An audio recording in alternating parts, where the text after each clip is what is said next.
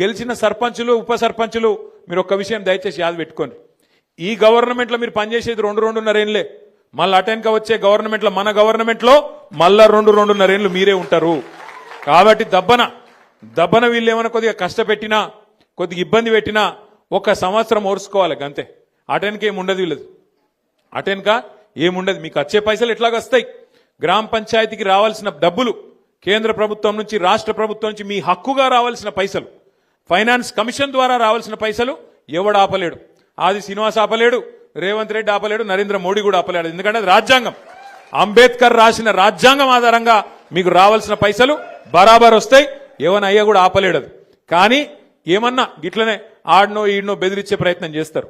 వీళ్ళు చాలా లంగాలు కాంగ్రెస్ వాళ్ళు. వాళ్ళ మాటినకపోతే ఏం చేస్తారు? సర్పంచ్ గారిని ఏదో ఒక దానిలో ఇరికిచ్చి వాళ్ళని సస్పెండ్ చేయాలి. ఎందుకంటే అధికారం కదా, సస్పెండ్ చేయాలి. సస్పెండ్ చేసి ఉప సర్పంచ్ వాళ్ళ మనిషిని పెట్టుకోవాలి, వాళ్ళకు బాధ్యత ఇవ్వాలని చెప్పి లంగ కథలు చేస్తారు. అందుకే మనకు కూడా తెలివి ఉంది కాబట్టి, భగవంతుడు వాళ్ళకే కాదు మనకు కూడా తెలివితేటలు ఇచ్చిండు కాబట్టి నేనేం చెప్తున్నా అంటే, జిల్లాల వారీగా సర్పంచులకు అండగా నిలబెడతందుకు ప్రతి జిల్లాలో లీగల్ సెల్ ఏర్పాటు చేస్తాం. ఎక్కడ ఎవడన్నా మిమ్మల్ని సస్పెండ్ చేసే ప్రయత్నం చేస్తే వెంటనే 1 సెకండ్ కూడా మీరు ఆలస్యం చేయకండి. జిల్లా పార్టీ ఆఫీస్ ఇక్కడనే మీకు పక్కనే ఉన్నది. ఇక మన జిల్లా గింతనే జిల్లా, చిన్న జిల్లా, 12 మండలాలు, 2 మున్సిపాలిటీలు, చాలా చిన్న జిల్లా మనది. వెంటనే అర్ధగంట లోపల మీరు ఇక్కడికి రావచ్చు.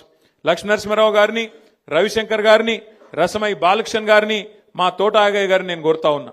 ఎక్కడ ఏ ఊర్లో చిన్న, ఇప్పుడు 83 మంది మాత్రమే కాదు, ఇంకా 17 నాడు మళ్ళీ ఎలక్షన్ ఉంది, మళ్ళా జోరుదారు గెలుస్తాం, నాకే అనుమానం లేదు.